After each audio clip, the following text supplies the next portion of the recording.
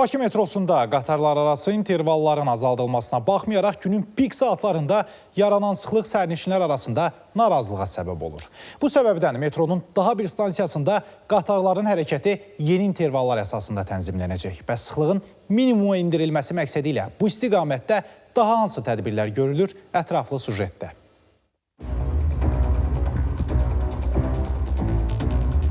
Metronun Elmlər Akademiyası stansiyasının giriş hissəsindəyi saat 13:35-i göstərir. Bir müddət əvvəl Bakı Metropoliteni Qapalı Səhmdar Cəmiyyətindən pik saatlarda qatarlar arası intervalın 1 dəqiqə 52 saniyəyə qədər azaldıldığı deyilmişdi. Buna baxmayaraq metronun giriş hissəsində sıxlıq müşahidə olunur. Necə deyərlər, iynə atsan yerə düşməz.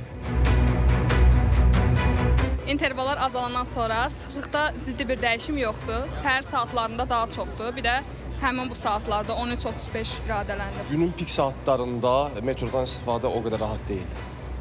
Yəni Sıxlıq müşahidə olunur. İnterval daha da azaldılmalıdır. 1 dəqiqə 40 saniyə deyil, 1 dəqiqəyə düşməlidir ya da vaqonlar artırılmalıdır. Mən belə müşahidə eləmişəm, iş çıxışı, universitet çıxışı ya da gələn vaxtı belə daha çox olur. Hətta pik saatlarda qatarlar arası intervalların 1 dəqiqə 45 saniyəyə qədər endirildiyi və xətlərə əlavə vaqonların buraxıldığı qeyd olunur. Amma bu da bəzi stansiyalarda sıxlığın qarşısını almağa kifayət etmir. Bakı Metropoliteni Qapalı Səhmdar Cəmiyyətindən isə bildirildi ki, intervalların azaldılması prosesi xətlərin ayrılmasından sonra daha da azaldıla bilər. Mövcud o 1 dəqiqə 45 saniyəlik interval 2 dəqiqəyə qədər artır. Hal-hazırda bundan aşağı intervala getmək üçün metronun texniki imkanları məhduddur. Xətlər müstəqil fəaliyyət göstərəndən sonra hər bir xətt üzrə optimallaşmış interval təyin eləmək kimi Metropolitenin bir imkanı olacaq. 3 boş ehtiyat qatar stansiyalara yönəldilir. 28 may, Gənclik və Elmlər Akademiyası stansiyasına boş qatarlar, tam boş qatarlar göndərilir sırf o hissədə olan sərnişin kütləsini daşımaq üçün.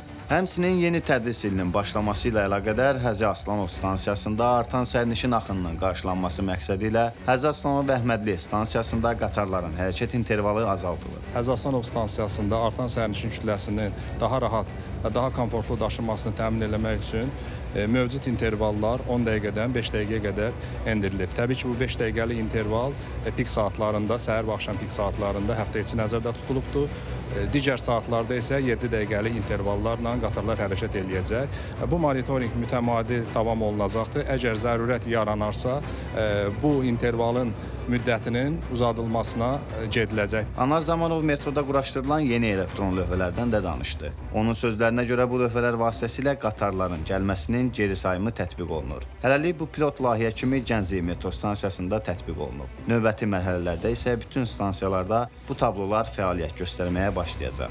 Nurlan Şiraliyev, Qərib Zavadov, ATV Xəbər.